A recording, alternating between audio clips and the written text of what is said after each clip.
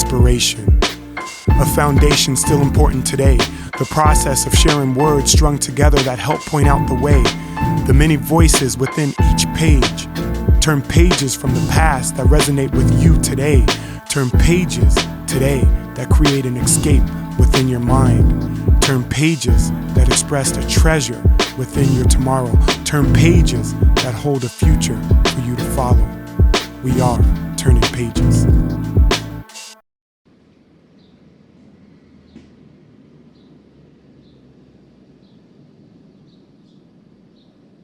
Tatslahin, oikalo, good afternoon, everyone. Inim wanikdwas, atit watit, soyapa wanikdwas, Tai Simpson. In my Indigenous language, I told you that my name is the Storyteller, and in English, my name is Tai Simpson. Inwas, nimi puayet, I am a Nez Perce woman, a citizen of the Nez Perce Nation. Inim nixasa, hiwis timina ilp kanich, I am a descendant of Chief Red Heart of the Nez Perce Nation. I'm a descendant of a long line of powerful matriarchs and a granddaughter of NAACP activists, a daughter of a healer and a medicine woman, and the daughter of a very powerful and strong, well-educated Black man. I've lived in Boise for about 15 years. I went to Boise State University and studied political philosophy and public law. I work in our community as an activist, as an organizer. I work as a strategist for policy advocacy, and I do work to end violence in Native American communities as well.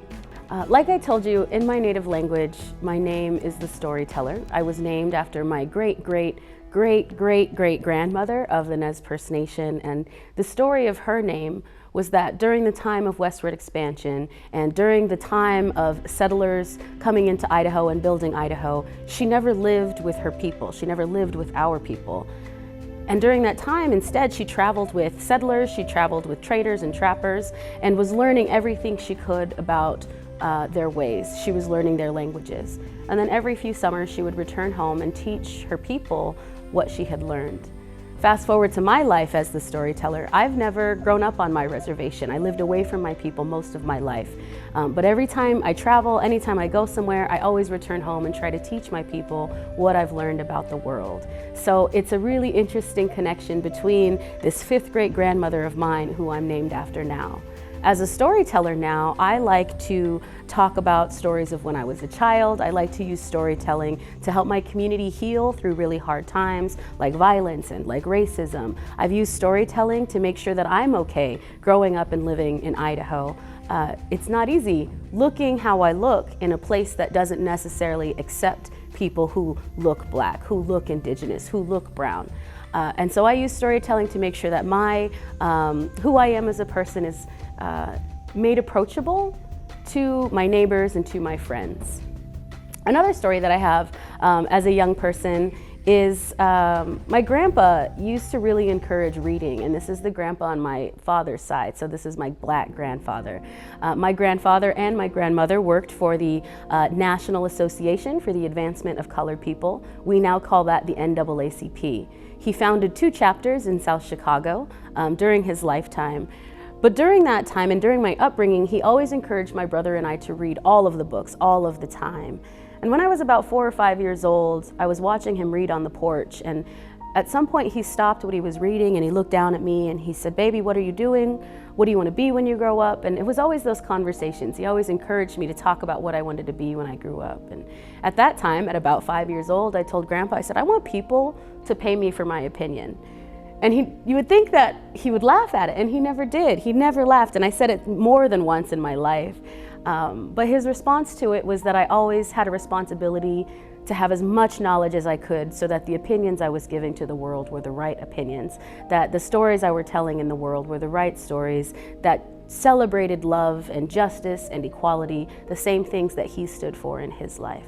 So fast forward again to now, as an activist and as an organizer, I really champion truth and justice and love and equity and joy and revolution and inclusion so that the world that we are making for ourselves and for the future can be the best world where everybody's included. And that actually brings me to the book that I want to share with y'all, Little Leaders, Bold Women in Black History. One of my favorite heroes of all time is Dr. Angela Davis. And I've been reading and following her since I was your age, since I was very, very young. And Angela Davis was born in 1944, and she's still alive.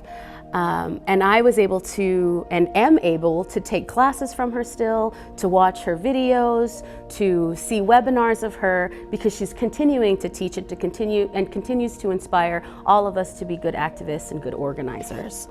So a segment of this, of her biography reads, in college she majored in philosophy and was a student under a famous German thinker.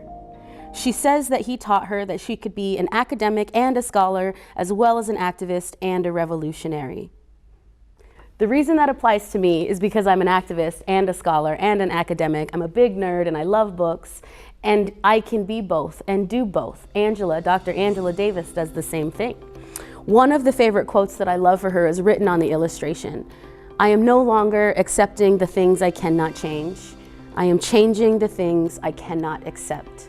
So in my work, I address justice, I address violence, I address racism and oppression, and those are things that I do not accept in our community, and so those are the things that I work very, very hard to change, and I take my guidance and inspiration from Dr. Angela Davis. In my community, because I'm a storyteller, it's always important for me to tell people that the stories that I carry are not my own.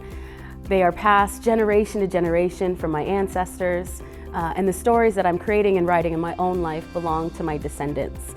And what that means is that the way that I'm living my life in a good way, doing good work, treating people with respect and with love, means that my descendants, whoever tells the story of my life in the future, will tell a good story. And I hope that for all of you. I hope that you grow up treating each other with love and with justice and with equity, so that whoever talks about you 5 and 6 generations into the future will be telling a good story about you. This is what we call the principle of 7 generations. I think about who my ancestors were 7 generations before me, and I think about who my descendants are 7 generations down the road. And that's an important way to live our lives, because what we do with our life and in the world affects more than just us and affects more than just now. It affects the future. It's like time travel, but in our own lives. As a little kid, I always found myself standing out. I read at a very young age. I had a big brother, and every time my big brother would do something, I would want to do the same thing. So I was walking quickly because my brother was walking. He learned how to read, so I learned how to read. He played a violin, so I learned how to play a cello. Anything my big brother did, I wanted to do also. But because my brother and I were always doing these really exceptional things, it meant that it was really hard for us to connect with other kids who were doing regular kid things. We traveled so much that it made our experiences very vast and very broad. So what you see on a movie may actually be the life that we lived. And that made it really hard to connect with kids. And you may find that about your own life. You may have an experience that's different from your friends. And for me, that meant doing my best to tell the story that made folks as excited about the experience as I was. And it also meant for me to encourage my friends to tell stories about their life so that I could be excited about what their experiences were. When we grow up, we don't all have the same experience. We don't always have the same vision of the world, but storytelling is the piece that connects us through all of that and actually helps us to be better friends. It helps us to build a stronger community and ideally help us to build a stronger future. If there's anything that you take away from your time together with me, is that you continue to read, you continue to share your story, and you continue to be the best person you can be in community. Inside books is a whole world outside of your own. It's a whole world that you can experience and a place where your imagination can really grow. Imagination and innovation and creativity is how we continue to build a better world for ourselves and for the future.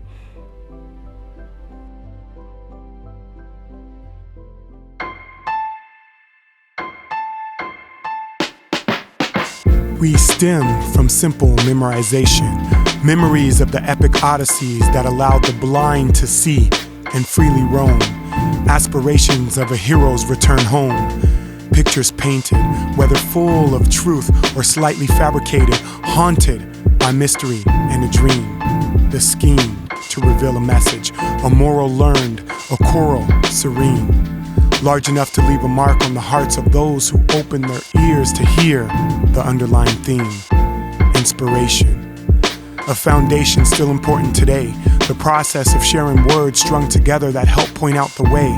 The many voices within each page. The relationship between character and reader, storyteller, narrator, business owner to a teacher, musician, filmmaker, politicians, and a variety of leaders, breeding braids and waves that weave tales, webbed together to connect a community.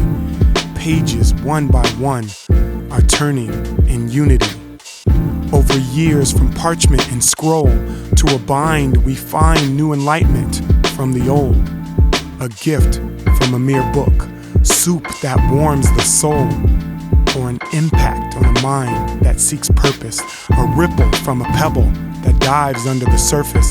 From off the shelf we carry a compass, the blueprint of navigation to our circumference.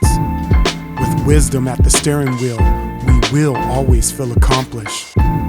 Peel back the cover, discover the scent of borrowed time. Turn pages from the past that resonate with you today. Turn pages today that create an escape within your mind. Turn pages that express a treasure within your tomorrow. Turn pages that hold a future for you to follow. We are turning pages.